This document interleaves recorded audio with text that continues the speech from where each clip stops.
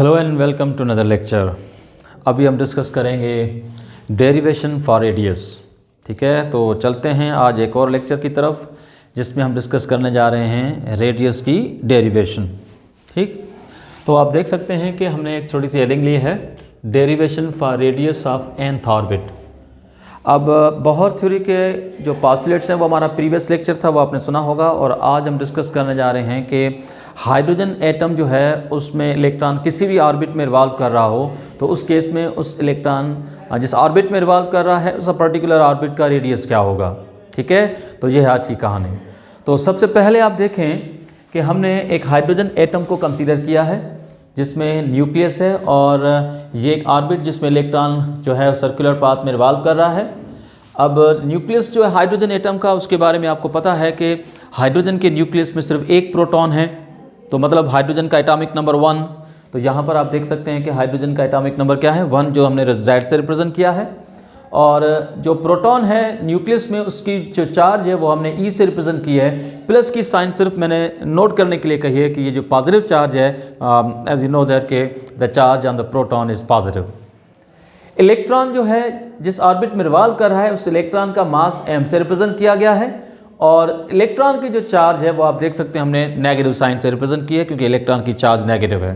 ठीक, नंबर 1। और हमें मालूम करना है कि इस इलेक्ट्रॉन और इस न्यूक्लियस के बीच का फासला क्या है, जो दर हकीकत इस हाइड्रोजन एटम का रेडियस होगा।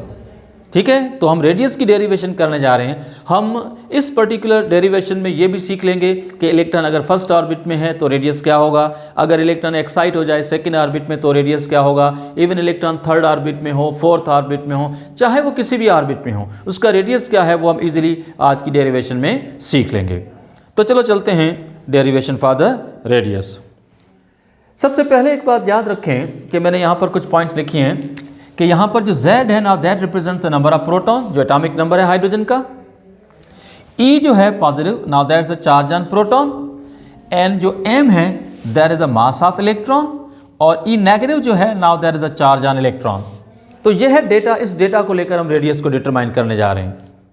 इतना तो आप सब जानते होंगे कि जब भी कोई इलेक्ट्रॉन एक सर्टेन ऑर्बिट में, एक पर्टिकुलर ऑर्बिट में कंटिन्यूसली रिवॉल्व करेगा तो उस इलेक्ट्रॉन को रिवॉल्व करने के लिए एक पॉइंट को फॉलो करना होगा कि उस इलेक्ट्रॉन पे एक्ट होने वाली जो सेंट्रीपिटल फोर्स है या फिर उस इलेक्ट्रॉन पे एक्ट होने वाली जो सेंट्रीफ्यूगल फोर्स है, ये दोनों फोर्सेस बैलेंस होनी चाहिए। इसी पॉइंट को लेकर मैं कहानी को आगे बढ़ा रहा हूँ। लिखा कि for an electron to remain in a particular orbit, किसी भी इलेक्ट्रॉन को एक पर्टिकुलर ऑर्बिट में रहना है, then two forces must be equal, दो फोर्सेस इक्वल होनी चाहिए। इनमें से एक फोर्स है सेंट्रीपिटल फोर्स और दूसरी फोर्स है सेंट्रीफ्यूगल फोर्स। हम इसको कंसीडर कर लेते हैं क्वेश्चन नंबर 1। अब देखना यह है कि सेंट्रीपिटल फोर्स किसके इक्विवेलेंट है और सेंट्रीफ्यूगल फोर्स किसके इक्विवेलेंट है। सेंट्रीपिटल फोर्स को हम डिराइव करते हैं फ्रॉम द कूलम्स लॉ। और कूलम्स लॉ में आपने पढ़ा होगा Q1 Q2 अपॉन R²। ये जो फोर्स ऑफ अट्रैक्शन होती है, जो पॉइंट चार्जेस के बीच में, इनका प्रोडक्ट फोर्स ऑफ अट्रैक्शन या रिपल्शन से डायरेक्टली प्रोपोर्शनल है। जितना चार्जेस का मैग्नीट्यूड ज़्यादा होगा उतना फोर्स जो होगी उनके बीच की वो ज़्यादा होगी, चाहे वो अट्रैक्टिव फोर्स हो चाहे वो रिपल्सिव फोर्स हो। और यहाँ पर भी यही मामला है क्योंकि इलेक्ट्रॉन के ऊपर नेगेटिव चार्ज है, प्रोटॉन के ऊपर कौन सी चार्ज है, पॉजिटिव चार्ज है। तो जो अपोजिट चार्ज हैं एक दूसरे को अट्रैक्ट करेंगी। और आप सबको ये भी मालूम होना चाहिए, इवन आपको पता होना चाहिए कि जो चार्ज पार्टिकल जो होते हैं उनके बीच की जो अट्रैक्टिव फोर्स होती है उसकी नेचर होती है इलेक्ट्रोस्टैटिक। तो इलेक्ट्रॉन और प्रोटॉन के बीच में जो अट्रैक्शन हो रही है यही वो अट्रैक्शन है जो इलेक्ट्रॉन को न्यूक्लियस से बांधे हुए है। इसी फोर्स को हम यहाँ पर ले रहे हैं सेंट्रीपिटल फोर्स। तो आप देख सकते हैं कि सेंट्रीपिटल फोर्स जो है उसको हमने लिया है ZE × E अपॉन R²। इसमें से एक E जो है ये चार्ज ऑन प्रोटॉन है, Z जबकि नंबर ऑफ प्रोटॉन को रिप्रेजेंट करता है, और दूसरा जो E है ये चार्ज ऑन इलेक्ट्रॉन है, और R का जो स्क्वायर है ये इन दोनों चार्जेस के बीच का डिस्टेंस है जिसका हमने स्क्वायर लिया है। जबकि सेंट्रीपिटल फोर्स जो है वो हमने रिप्रेजेंट की है mv² अपॉन R, यानी मास और सेंट्रीफ्यूगल फोर्स डायरेक्टली प्रोपोर्शनल है, वेलोसिटी का स्क्वायर और सेंट्रीफ्यूगल फोर्स भी डायरेक्टली प्रोपोर्शनल है, और R का फैक्टर सेंट्रीफ्यूगल फोर्स से इनवर्सली प्रोपोर्शनल है। और इतना तो आप जानते होंगे कि सेंट्रीपिटल फोर्स जो होती है उसका डायरेक्शन टुवर्ड सेंटर होता है, और सेंट्रीफ्यूगल फोर्स ऐसी फोर्स होती है जो किसी भी सर्कुलेटिंग ऑब्जेक्ट को सेंटर से दूर ले जाती है। चूंकि इलेक्ट्रॉन एक पर्टिकुलर ऑर्बिट में है जब एक इलेक्ट्रॉन किसी पर्टिकुलर ऑर्बिट में ही रिवॉल्व कर रहा है, इसका मतलब है कि उस इलेक्ट्रॉन पे एक्ट होने वाली सेंट्रीपिटल फोर्स और सेंट्रीफ्यूगल फोर्स दोनों इक्वल होंगी, तभी इलेक्ट्रॉन जिस ऑर्बिट में है वो उसी ऑर्बिट में रिवॉल्व कर रहा है। तभी हमने लिखा कि सेंट्रीपिटल फोर्स और सेंट्रीफ्यूगल फोर्स दोनों क्या हैं, इक्वल हैं। हम लोग क्या कर लेते हैं, इसको मान लेते हैं इक्वेशन 1, और इक्वेशन 1 में सेंट्रीपिटल और सेंट्रीफ्यूगल फोर्सेस की जो वैल्यूज हैं इनको कर लेते हैं सब्स्टिट्यूट। तो सेकंड पॉइंट यही है कि bye substituting the values of centripetal and centrifugal force in equation 1, हम सेंट्रीपिटल फोर्स को भी यहाँ पर लिखे और सेंट्रीफ्यूगल फोर्स को भी लिखे। बस सिर्फ फर्क ये है कि यहाँ पर E इंटू ई जो ई इंटू यानी कि दोनों की जो चार्जेस हैं इलेक्ट्रॉन की और प्रोटॉन की वो चूंकि सेम है, चूंकि चार्जेस सेम है तो उसका स्क्वायर क्या होगा, वो हमने यहाँ पर लिया है as a ZE square upon R square. Now that is equal to mv square upon R। अब आप देखिए इस इक्वेशन में ये जो R का फैक्टर है ये कैंसिल हो रहा है, एक तरफ है R और एक तरफ है R स्क्वायर, तो आप जानते हैं कि यहाँ पर क्या बचेगा R, तो हमारे पास equation I mv square is equal to ZE square upon R and we are considering this equation as equation number 2। ठीक है, तो हमारे पास इक्वेशन नंबर 2 आ गई है। अब आप देखें कि जब हमने बोहर थ्योरी के पोस्टुलेट पढ़े थे, और इवन आपको पता होगा कि according to Bohr angular momentum that is mvr, now that is equal to nh upon 2 pi. Angular momentum जो होता है वो h अपॉन 2 पाई या उसका मल्टीपल होता है। तो एंगुलर मोमेंटम की अगर वैल्यू ये है तो हम इस फॉर्मूले में से v को एक्सक्लूड कर रहे हैं, v को डिराइव कर रहे हैं, तो v now that will be equal to nh upon 2 pi as it is, और ये जो m और r हैं इसको हम यहाँ से डिवाइड कर लेते हैं। तो ये आ गया हमारे पास फार्मूला कि भाई v is equal to nh upon 2 pi mr जो पहले v के साथ मल्टीप्लाई था वो यहाँ पर हमने क्रॉस कर लिया। अब हमारे पास v का फार्मूला आ गया, जबकि हमें इक्वेशन नंबर 2 में v का स्क्वायर चाहिए। v का स्क्वायर चाहिए तो आप देख सकते हैं कि हमने क्या लिखा है कि by squaring on both side, अगर हम v का भी स्क्वायर लें उसकी वैल्यू का भी स्क्वायर लें तो हमारे पास फार्मूला क्या बनेगा ना, v का स्क्वायर हो जाएगा v स्क्वायर, और इस पूरे फैक्टर का अगर स्क्वायर लें तो n स्क्वायर h स्क्वायर 2 का स्क्वायर 4 हो जाएगा, पाई का स्क्वायर पाई स्क्वायर, m ये भी स्क्वायर हो गया, r ये भी स्क्वायर हो गया। तो हमारे पास v का फार्मूला यानी v स्क्वायर का फार्मूला आया n square h square upon 4 pi square m r, बल्कि m square n r square. अब आप देखें कि ये जो इक्वेशन नंबर 2 है हम यहाँ पर इसकी वैल्यू को करने जा रहे हैं सब्स्टिट्यूट। तभी हम बात को आगे बढ़ा रहे हैं कि now substituting the value of v square in equation number 2। तो इक्वेशन नंबर 2 जो है इसमें आप देख सकते हैं हमने v की वैल्यू को सब्स्टिट्यूट किया है। अब इक्वेशन नंबर 2 जो थी उसमें m एज इट इज है, तो ये रहा m, बाकी ZE स्क्वायर अपॉन R ये भी सेम रहा। Now that is equal to m का फैक्टर हमने सेम रखा है, v स्क्वायर की जगह भी उसकी वैल्यू पुट कर दी है, और v स्क्वायर की वैल्यू क्या है ये मैंने आपको डिराइव कर दी। ठीक है, ये वैल्यू क्या है n square h square upon 4 pi square m square n r square. अगर इस फॉर्मूले को गौर से देखें तो इसमें भी कुछ फैक्टर कैंसिल हो रहे हैं। मिसाल के तौर पर इसमें आप देख सकते हैं कि m का स्क्वायर और m कैंसिल हो रहे हैं। यहाँ पर आप देख सकते हैं कि सिर्फ क्या बचेगा, यहाँ पर सिर्फ बचेगा क्या m। ठीक है, अब आप ये भी देखें कि यहाँ पर है r स्क्वायर और ये क्या है r, तो ये r कैंसिल हो जाएगा, यहाँ पर सिर्फ क्या बचेगा, यहाँ पर सिर्फ बचेगा क्या, यहाँ पर सिर्फ बचेगा r। ठीक है, अब हमारे पास फार्मूला क्या आया, तो आप देखें कि यहाँ पर जो ZE स्क्वायर था वो सेम है, r कैंसिल हो गया, बाकी बचा 1। Now that is equal to n square h square, ये रहे m कैंसिल हो गया, बाकी क्या बचा 4 पाई स्क्वायर। ठीक है, और बाकी बचा m और ये है r। ठीक, कंटिन्यू। थोड़ा सा आगे चलें तो आप देखें कि ये जो r का फैक्टर है यहाँ पर और ये ZE स्क्वायर का फैक्टर है, इन दोनों को हम क्या कर रहे हैं, क्रॉस कर रहे हैं। r को हम ZE स्क्वायर की जगह पे ले जाते हैं और ZE स्क्वायर को r की जगह पे क्रॉस मल्टीप्लाई कर लेते हैं इसको हम। समझ में आ रही बात ये? ठीक, अब मुझे बताओ कि अगर हम r को यहाँ लेकर जाएं और ZE स्क्वायर को यहाँ लेकर आएं तो हमारे पास फार्मूला क्या बनेगा, r is equal to n square h square upon 4 pi square m ZE square. तो ये है फार्मूला हमारे पास रेडियस का। ठीक है, ये हमारे पास पहला फार्मूला जो आया किसका, रेडियस का। हम इस फार्मूले को लेकर किसी भी ऑर्बिट में इलेक्ट्रॉन रिवॉल्व कर रहा हो हम वहां पर उसका रेडियस मालूम कर सकते हैं। सिर्फ एक चीज़ हमें पता होनी चाहिए कि इलेक्ट्रॉन किस ऑर्बिट में रिवॉल्व कर रहा है, कि फर्स्ट ऑर्बिट में रिवॉल्व कर रहा है, सेकेंड ऑर्बिट में रिवॉल्व कर रहा है या थर्ड ऑर्बिट में रिवॉल्व कर रहा है। अगर हम n की वैल्यू 1 रखेंगे, तो फिर कौन सा ऑर्बिट होगा, फर्स्ट ऑर्बिट। n की वैल्यू 2 रखेंगे तो second orbit and so on. तो चलो भाई, ये तो हमें समझ आ गया कि रेडियस को कैसे फाइंड करना है। पर अगर आप ध्यान से देखें इस पर्टिकुलर इक्वेशन को ध्यान से देखें तो इसमें n के अलावा बाकी जितने फैक्टर हैं ये सब के सब कांस्टेंट हैं। Planck's constant h, 4 bye formula constant है, पाई भी कांस्टेंट है, mass of electron constant, number of proton hydrogen के लिए कांस्टेंट है, चार्ज ऑन इलेक्ट्रॉन और चार्ज ऑन प्रोटॉन ये भी आप जानते हैं कि कांस्टेंट है। तो इन सभी कांस्टेंट को अगर हम अलग कर लें तो हमारे पास जो वैल्यू आई है वो है h²/4πr²mze²। क्योंकि सब के सब कांस्टेंट हैं तो इनका जो रेशियो आएगा वो रेशियो भी कांस्टेंट होगा, और हम इस रेशियो को रिप्रेजेंट कर रहे हैं किससे? a0 से। इस रेशियो को हमने कैसे रिप्रेजेंट किया है? a0। अब इस a0 की कोई ना कोई पर्टिकुलर वैल्यू होगी। मिसाल के तौर पर अगर हम प्लांक्स कांस्टेंट, पाई, एम, जेड इन सब की वैल्यू पुट करें तो हमारे पास कोई ना कोई एक पर्टिकुलर आंसर आएगा। चूंकि सब के सब कांस्टेंट हैं, इसका रेशियो भी कांस्टेंट है, तो जो इसका रेशियो आएगा वो वैल्यू भी कोई कांस्टेंट होगी।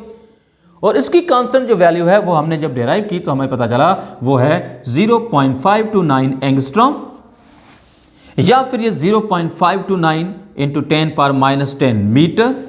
क्योंकि 1 एंगस्ट्रॉम 10⁻⁻10 मीटर के इक्विवेलेंट है तो हम इस वैल्यू को इस तरह से भी लिख सकते हैं। और इवन आपको ये भी पता है कि एंगस्ट्रॉम जो है वो 10⁻⁸ सेंटीमीटर के इक्विवेलेंट है, तो इस वैल्यू को हम ऐसे भी लिख सकते हैं 0.529 इंटू 10⁻⁸ सेंटीमीटर। अच्छा, ये जो वैल्यू है इसमें हमने n नहीं लिखा। अगर हम फर्स्ट करो n 1 ले लें तो 1 का स्क्वायर क्या रहेगा? सेम रहेगा, 1 ही रहेगा। तो ऐसी सूरत में n की वैल्यू अगर 1 ली जाए तो फिर ऐसी सूरत में हमारा रेडियस जो होगा उसका आंसर यही आएगा। और ये बात हाइड्रोजन के लिए बिल्कुल फिट आती है, क्योंकि आप सब जानते हैं कि ग्राउंड स्टेट में हाइड्रोजन का इलेक्ट्रॉन फर्स्ट ऑर्बिट में रिवॉल्व करता है। जब ग्राउंड स्टेट में हाइड्रोजन का इलेक्ट्रॉन फर्स्ट ऑर्बिट में रिवॉल्व करता है तो वहां पर n की वैल्यू क्या ली जाएगी? 1 ली जाएगी। जब n की वैल्यू 1 ली जाएगी तभी हम कहते हैं कि जो a0 की जो वैल्यू है, ये जो a0 की वैल्यू है इसी को कहते हैं Bohr's radius for hydrogen atom. हम a0 की वैल्यू को कभी कभार क्या बोलते हैं? Bohr's radius for hydrogen atom. तो आई होप को यहां तक तो आपको सारा मामला समझ में आ रहा होगा। तो चूंकि इस पूरे फार्मूले में जितने कांस्टेंट थे उस सबको a0 के बिना मतलब यहाँ पे लिखा गया, तो अब हम रेडियस का जो ये फार्मूला है इस फार्मूले को एक नए अंदाज से भी लिख सकते हैं। तो चलो देखते हैं कि r को हम कैसे लिख सकते हैं। अब आप देखें कि मैंने r के फार्मूले को मैंने कुछ इस तरह से लिखा है कि r is equal to a0 into n square. अब क्योंकि ये जितने कांस्टेंट थे जो मैंने यहाँ लिखे हैं ये सब के सब a0 के इक्वलेंट है, तो हम बजाय इस पूरे फार्मूले लिखने के हम इस पूरे कांस्टेंट की जगह पे हम a0 लिख लेते हैं जो मैंने यहाँ लिखा है। क्योंकि n वेरिएबल है कि इलेक्ट्रॉन फर्स्ट ऑर्बिट में है, सेकेंड ऑर्बिट में है या थर्ड ऑर्बिट में है, तो हम n की वैल्यू को वेरी करते जाएंगे और इस तरह से हम रेडियस को डिटरमाइन करते जाएंगे। ठीक, तो अगर हम कैलकुलेशन करें रेडियस की तो बस हमें पता होना चाहिए कि इलेक्ट्रॉन किस ऑर्बिट में है। मिसाल के तौर पर अगर मैं कहता हूं कि इलेक्ट्रॉन फर्स्ट ऑर्बिट में रिवॉल्व कर रहा है, अगर इलेक्ट्रॉन फर्स्ट ऑर्बिट में रिवॉल्व कर रहा है तो फिर ऐसी सूरत में आप देख सकते हैं कि n की वैल्यू मैंने क्या ली है? 1। तो आप देखें r is equal to a0 जिसकी वैल्यू 0.529 एंगस्ट्रॉम है multiply by n square. n की वैल्यू मैंने 1 ली है क्योंकि मैं फर्स्ट ऑर्बिट का रेडियस मालूम कर रहा हूं, तो 1 का स्क्वायर 1 रहेगा तो रेडियस की वैल्यू यही आएगी 0.529 एंगस्ट्रॉम। ठीक, सिमिलरली आप second orbit, third orbit, fourth orbit और फिफ्थ ऑर्बिट, आप किसी भी ऑर्बिट का रेडियस फाइंड कर सकते हैं। सिर्फ n की वैल्यू को चेंज करते जाना है। मैं आपसे कहता हूं कि अगर सेकेंड ऑर्बिट का रेडियस अगर मालूम करना है तो n की वैल्यू क्या लेंगे? 2, और 2 का स्क्वायर क्या होगा? 4, और 4 को मल्टीप्लाई करें 0.529 से, आपका आंसर आएगा 0.116 एंगस्ट्रॉम। ठीक, इसी तरह से थर्ड ऑर्बिट है तो उस केस में रेडियस क्या आया? 4.761 एंगस्ट्रॉम। इस तरह से फोर्थ ऑर्बिट है तो इस तरह से 8.464 एंगस्ट्रॉम। फिफ्थ ऑर्बिट है 13.225 एंगस्ट्रॉम। अब कौन सा ऑर्बिट है आप बस n की वैल्यू को चेंज करते जाओ, किसी भी ऑर्बिट का रेडियस आप मालूम कर सकते हैं। ठीक है, वेल तो चलो भाई, अब ये तो बात समझ में आ रही है कि किसी भी ऑर्बिट का रेडियस हमें मालूम करना होगा तो हम इस फार्मूले को यूज कर सकते हैं। n की वैल्यू हमें क्वेश्चन में गिवन होगी कि फर्स्ट ऑर्बिट में, सेकेंड ऑर्बिट में या थर्ड ऑर्बिट में, इलेक्ट्रॉन किसी भी ऑर्बिट में हो। ठीक है, अब एक इंटरेस्टिंग चीज है जो आपको बतानी है वो ये, अगर मैं आपसे पूछूं बताओ कि फर्स्ट ऑर्बिट और सेकेंड ऑर्बिट के बीच में डिस्टेंस कितना है, इन दोनों रेडियस के बीच का फर्क कितना है, तो हम एक पॉइंट यहां पर मैं शो करने वाला हूं वो ये कि R2 माइनस R1 अगर हम फाइंड करें तो हमें दो ऑर्बिट जो है, पहला ऑर्बिट और जो सेकेंड ऑर्बिट, इन दोनों ऑर्बिट के बीच का फासला मालूम पड़ जाएगा। तो R2 और R1। अब ये कैसे कैलकुलेट करेंगे? हम R2 की वैल्यू क्या लेंगे? 2.116 जो कि सेकेंड ऑर्बिट का रेडियस है, और R1 की वैल्यू क्या लेंगे? जो फर्स्ट ऑर्बिट की रेडियस की वैल्यू है 0.529। तो जब हम 2.116 से 0.529 जब माइनस करेंगे, डिफरेंस निकालेंगे, तो हमारे पास आंसर आएगा 1.587। अगर मैं आपसे पूछूं कि थर्ड और सेकेंड ऑर्बिट के बीच में रेडियस का डिफरेंस कितना है, यानी उसके दो ऑर्बिट के बीच का डिस्टेंस कितना है, तो इस तरह से आप क्या करेंगे कि थर्ड ऑर्बिट का जो वैल्यू है, थर्ड ऑर्बिट की जो वैल्यू है उसमें से सेकेंड ऑर्बिट की वैल्यू को माइनस कर लें, तो फिर आपके पास आंसर क्या आएगा? 2.645 एंगस्ट्रॉम। अगर आपको मालूम करना है कि चौथे और तीसरे ऑर्बिट में फर्क कितना है, पांचवें और चौथे ऑर्बिट में फर्क कितना है, तो आप किसी भी दो ऑर्बिट के बीच का फर्क जो है वो मालूम कर सकते हैं। तो आप देख सकते हैं कि शुरू के दो ऑर्बिट का फर्क 1.587 है, थर्ड और सेकेंड ऑर्बिट के बीच का फर्क जो है डिस्टेंस जो है वो 2.645 है, फोर्थ और थर्ड का फर्क है 3.703, फिफ्थ और फोर्थ के बीच का डिफरेंस जो है वो है 4.761। तो आप किसी भी दो ऑर्बिट के बीच का जो फर्क है वो आप मालूम कर सकते हैं। तो आई होप कि ये सारी कहानी आपको समझ आ गई होगी। अगर इस पूरी सिचुएशन को देखें तो R5 टू R4 ये जो आखिरी वैल्यू है, ये वैल्यू ग्रेटर है देन R4 टू R3, यानी पांचवें और चौथे ऑर्बिट के बीच का फासला ज्यादा है बनस्पत चौथे और तीसरे ऑर्बिट के फर्क के, और चौथे और तीसरे ऑर्बिट के बीच का जो डिस्टेंस है, जो फासला है वो ज्यादा है बनस्पत तीसरे और दूसरे ऑर्बिट के फर्क के, और इसी तरह से तीसरे और दूसरे ऑर्बिट का फासला ज्यादा है बनस्पत किसके? सेकेंड और फर्स्ट ऑर्बिट के। तो इस तरह से जो फर्स्ट और सेकेंड ऑर्बिट का फासला बहुत कम है, सेकेंड और थर्ड का फासला ज्यादा है, थर्ड और फोर्थ का फासला और भी ज्यादा है, फोर्थ और फिफ्थ का जो फासला होगा, जो डिफरेंस होगा वो उससे भी ज़्यादा होगा। तो हम जैसे आगे बढ़ते जाएंगे तो कंसेक्यूटिव जो दो ऑर्बिट होंगे, एडजेसेंट जो दो ऑर्बिट होंगे, उनके बीच का जो डिफरेंस होगा, उनके बीच का जो फासला होगा, जो डिस्टेंस होगा, वो ग्रेजुअली क्या होता जाएगा? बढ़ता जाएगा। तो आई होप कि आपको रेडियस की डेरिवेशन जो आपको मैंने एक्सप्लेन की ये आपको समझ आई होगी, और होपफुली अगर आपको ये लेक्चर समझ आया है तो फिर एक और लेक्चर की तरफ हम बढ़ेंगे, और हमारा जो नेक्स्ट लेक्चर होगा उसमें हम डिस्कस करेंगे कि इलेक्ट्रॉन किसी भी ऑर्बिट में रिवॉल्व कर रहा है तो उस इलेक्ट्रॉन की एनर्जी क्या होगी। ठीक है, so that's it for now, thank you, अल्लाह हाफिज़।